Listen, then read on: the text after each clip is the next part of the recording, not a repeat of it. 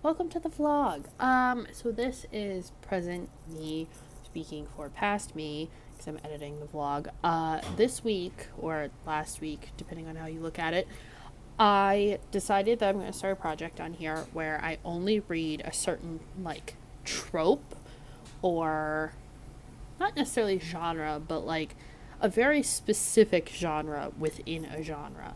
So this week I only read Enemies to Lovers. I had 5 books on my TBR, or no, 4 books on my TBR, and I finished 2. Which honestly, considering my workload to everything I had going on, that was pretty good. I didn't end up reading over the weekend because we had a bunch of stuff going on and I ended up hanging out with some of my friends. And I just didn't end up having time to read, but I got a lot of work done. So it evened out.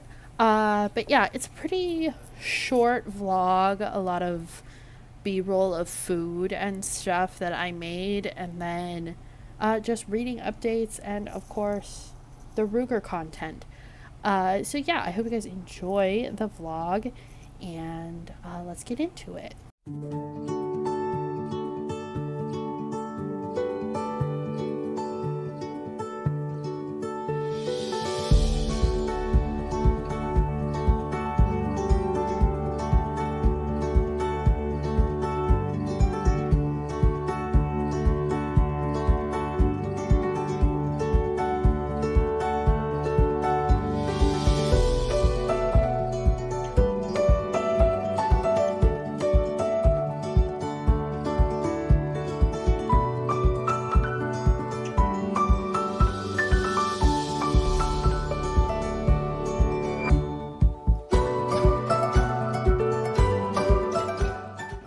Okay, so it is now Tuesday, back on the couch, back in my reading spot. Yesterday, where did I leave off? I had just started Loath To Love You. I have finished the first story. And so far, Allie Hazelwood continues... Oh, my hand's in the way. Allie Hazelwood continues to produce some of my favorite romances. A lot of people criticize it, saying, like, why are the men always so big? And why is it always such a big deal? Because some of us enjoy that, okay? That's why. So, Under One Roof is the first story. It is Mara and Liam. And she's an environmental scientist. He's a lawyer for, like, a big corporate oil company. So immediately she just kind of hates him off the bat. But they come together because her old professor is a relative of his, and she passes away, and they both end up getting the house that she partially owned, and then Liam owned the other half. So they end up living together, and it's like a hate to love sort of thing. I think all these are. They're all forced proximity as well. Obviously, it's enemies to lovers. That's the point of this reading vlog. But I think this one, because it's done, it'll say like 6 months ago and then 4 weeks ago. Like, it takes you through the time that it actually shows how, like, someone that you think is a bad roommate can be a good roommate. You just need to have those conversations of, like, stop using my creamer. There goes my air fryer. I'm making chicken. So, like, they just have these conversations. Like, they have it out. They have this one really big, like, nasty argument. And then they find out that they both want to be there for kind of the same reasons. And it just turns out to be really good. So, that was 122 pages. And I only read, like, a page yesterday. So, I'm happy to get that much reading done so early in the day. It is just now 12:51. So I'm going to eat my lunch, and then I'm going to start working for the day. I have a couple things to revise and some stuff to write. So I want to get that done out of the way because I have a podcasting class tonight with my dad. So we'll see how that goes. And yeah. But other than that, today is just focused on work and reading, and I may film later if I have some time. Hello. So it is Wednesday now, and I'm about to enter my, like, work bubble. Basically, like, I'm behind. I need to catch up. So the hair isn't a very serious, professional looking bun. Yes, thank you. I'm eating my lunch, and then I'm going to, like, dive in. I have my AC on to keep it cold, to keep me focused. I have my headphones charged. I'm logged in. I'm ready. However, I've been trying to start my day not looking at my phone, because that's where, like, the time suck takes me. So I did sleep in a little bit today. I wanted to get up earlier. That didn't happen. By the way, my lunch is that ravioli I showed you guys, like, earlier. I'm eating that again. It's butternut squash ravioli with tomato and ricotta, pesto, and then I put goat cheese all over it. Anyway, I've been trying to read, like, first thing in the morning instead of sitting on my phone. So I read Stuck With You, which is the second novella in the Loath To Love You bind-up. I think this one was more so along the lines of, like, I mean, not that the first one was overly realistic, but it seemed a bit more like a natural progression. This one was definitely more like instant love, romance, bing, bang, boom, they meet, they feel like it's like whirlwind, and then, like, the next day something happens and they don't talk. So it's like that third act breakup kind of has to happen in the second act, because the way Ali Hazelwood writes is they get back together, so you have the third act is kind of them together again. So I do like that switch up, but I would definitely say Under One Roof was better than Stuck With You. I do have to read Below Zero. That'll probably be either later today as my, like, little reward for getting all my work done, or tomorrow's 100 pages. But I didn't realize the bind-up is actually 3 friends, like, each of them. So maybe that's why I was kind of like, oh, this is a little bit unbelievable, because how are all 3 friends going through similar situations? But regardless, yeah, they all kind of pop up in each other's stories. So the next one is going to be Hannah, who I believe is bisexual, and works, like, in Norway. So that'll be fun to read. But for now, I would say so far, first, Under One Roof, I would give, like, 4.5 stars. Stuck With You, I would give, like, 3. So we'll see how that works out in Caw Pile. And I will show you guys all my Caw Pile stats at some point in the vlog, so you can see, like, yearly check-in, because we're over halfway through, and also, like, how I rated everything. So for now, eat, work, try and survive. Yay! Alright, so I did say earlier in the video I was going to show you guys my reading stats. So here they are. I'm just making sure I don't have anything I shouldn't on my computer right now. But it looks like we're good. So, like, I show this at the end of the year, but I'm just showing you guys right now. This is what the Caw Pile looks like. Obviously, this is, let me make it a little bigger so you guys can see. This is all of it, you know? This is every book I've read so far, meticulously tracked. And you can see Fable is down here. And I've been reading that since, like, April, so we won't worry about that. I will finish it, but this is where I'm at. So I've read 41 books, like, all the way through, and I've only DNF'd 1, and that was the London Seance Society. But yeah, so far, we'll look at my stats real quick. Just like a mid-year check-in. Yeah. Like, January always starts off really strong, because I have off for the holidays a little bit. And then right through here, it's been, like, kind of a really long slump that started in March all the way to now, but I'm trying to get these numbers back up for July. I want to at least get one more book read this week, hopefully.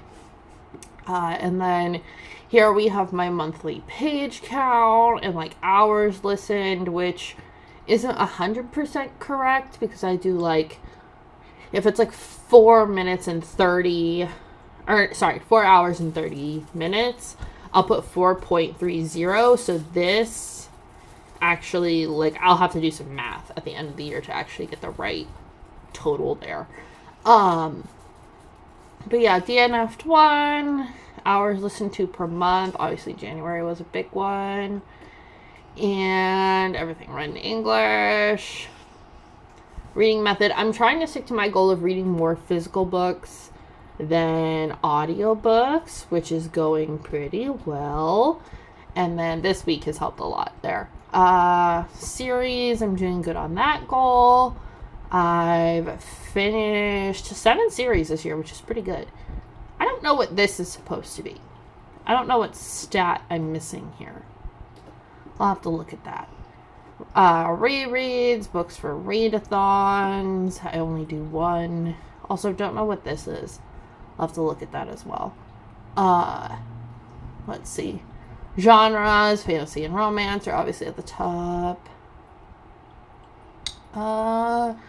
Lots of novels. How I got them. Most of them are books that were already on my shelves. These are just all the publishers, which obviously there's a lot of.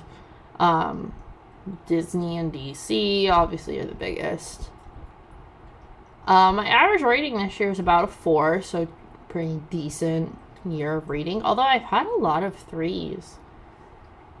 And star rating and half-star ratings. Still 4s the most. Lots of YA, lots of adult. That's pretty standard. I have been trying to read more like new books, like 2023 ones I have, but most is still playing catch up. So like 2021, there's a lot because I did get a lot of books in 2021 and like 2020. So I'm trying to get through some of those. My little rep breakdowns here.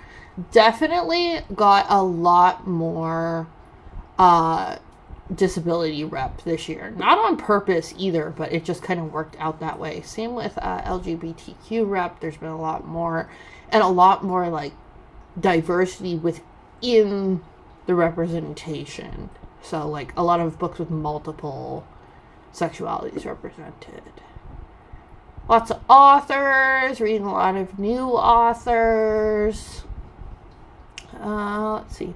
Basically everything written by women, which I don't know why. I think there's just more female authors that I gravitate towards. Some different nationalities there. I guess I should change that, because that's a nationality, not a, like, ethnic group. I'll have to change that. And then, yeah, like, lots I've read from before. And then here's my author breakdown. So, and then my series tracker is going pretty good. Like I said, I've only DNF'd 2 series. I don't remember what they were, though. Pandora Gets Vain and... oh, Lore Olympus. Yeah, I was not a fan. And then here, this colorful monstrosity is my haul list. Like, these are all the books I still have to tell you guys about. These are the books, or these are the graphs that show them. So, how many I required each month. March, I just basically blacked out and bought books and didn't read anything.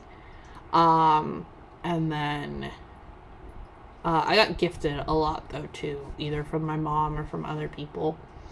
And then mostly physical, and then who I bought them, like the authors that I purchased from, which again, a lot of Serena Valentino in here, and then where I got them from. Mostly Amazon, but I'm trying to make this Barnes & Noble bigger, much bigger. So, there's just a little update on the claw pile for you guys.